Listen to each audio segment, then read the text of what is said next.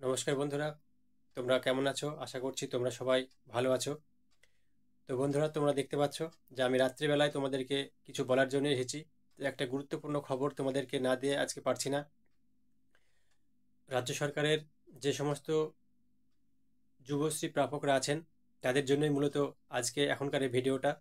তো এই ভিডিওটা আমি আগামীকাল সকালবেলায় করতে পারতাম, কিন্তু আমার অনেক যুবশ্রী বন্ধুরা বারবার আমাকে ফোন করছে, হোয়াটসঅ্যাপে মেসেজ করছে যে দাদা, আজকে থেকে কি যুবশ্রীর ভাতা বাড়ানো হলো?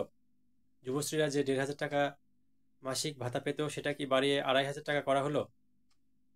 তো চলো বন্ধুরা, তোমরা যারা এই ভাবনা নিয়ে চিন্তিত তাদের জন্যই আমি বলবো যে তোমরা সম্পূর্ণ ভিডিওটি দেখতে থাকো, কোনো জায়গায় স্কিপ করবে না, তাহলে ব্যাপারটা ভালো বুঝতে পারবে না।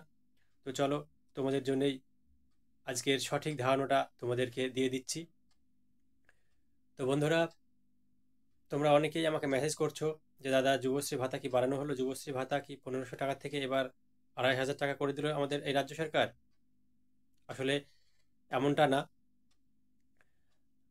রাজ্য সরকারের যে সমস্ত যুবশ্রী বন্ধুরা আছো তারা জানো যে তোমরা প্রত্যেক মাসে এনএক্সা 3 সাবমিট করার পরেই 1,500 টাকা করে মাসিক ভাতা পাও। তো এটাই পাবে। আর আজকে বাজেটে মাননীয়া চন্দ্রিমা ভট্টাচার্য মহাশয়া যেটা বলেছেন যে যুবশ্রীদের 2,500 টাকা করে বাড়ানো হলো, এটা সেই ব্যাপার না।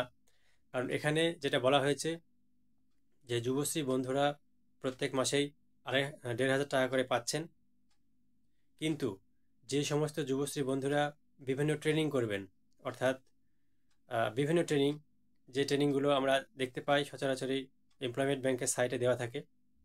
তো যুবশ্রী বন্ধুরা যদি কোনো ট্রেনিং করে, সেই ট্রেনিংয়ের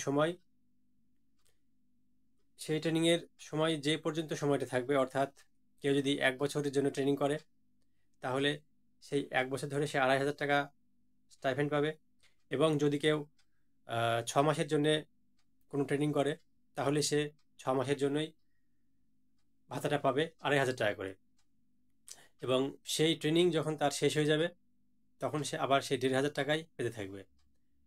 অর্থাৎ আমরা যে সমস্ত বন্ধুরা বলছি যে 1,500 টাকা করে ভাতা দিল, এমনটা নয়। তো এটা আমাদের ভুল ধারণা যে 1,500 টাকা থেকে বাড়িয়ে 2,500 টাকা করে দিল।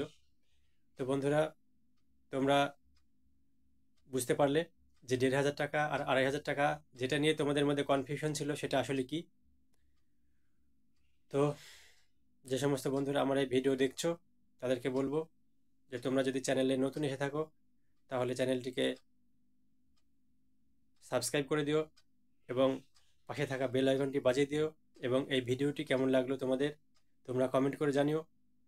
আর আমাদের যুবশ্রী বন্ধুদের বলবো যে তোমরাও আমার এই চ্যানেলটিকে সাবস্ক্রাইব করে দাও এখনই, কারণ এরপরেও আরও নতুন নতুন ভিডিও আসছে যেগুলো তোমরা জানতে পারবে এবং তোমাদের বিভিন্ন আকাঙ্ক্ষা দূর হবে।